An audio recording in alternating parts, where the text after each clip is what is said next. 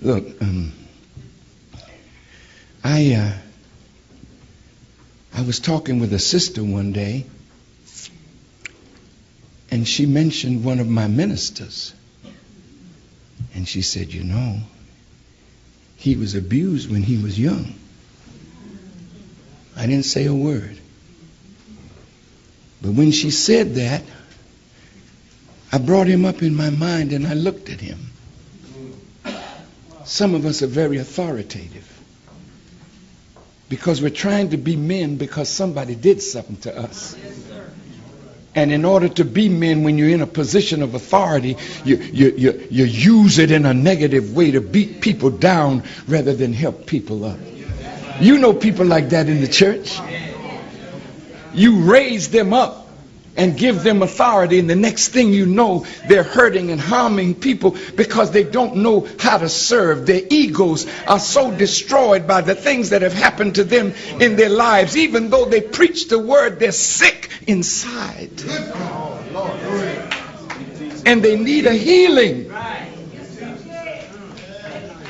So when she said that, I looked at my brother, and I hope that I'm not being out of place when I say this. I had a wonderful helper in Brother Khalid Muhammad.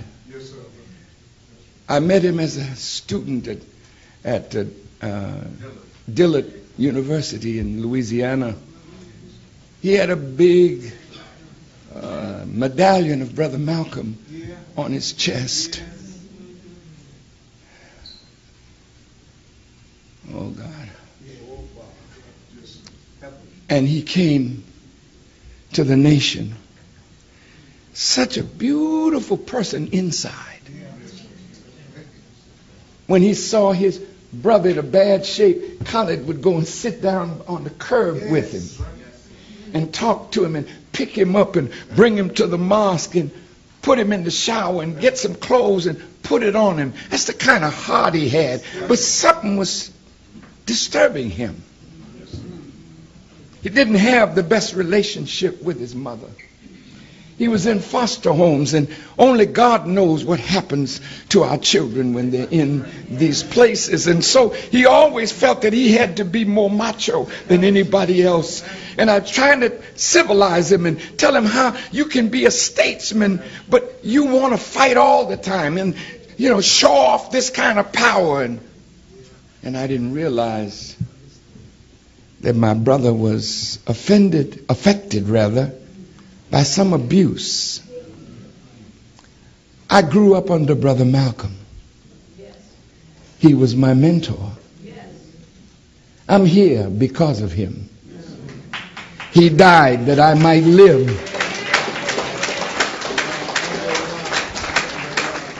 He was the first man, real man in my life. He had a problem with women. I never hit my wife until I became a Muslim. Because under Brother Malcolm, he wanted me to be a man, and to be a man meaning you had to take charge of your house. And so I was trying to take charge and treat my wife like a soldier. And she was pregnant with my daughter Maria, and gave me a little back talk. And I hit her, and she hit me back.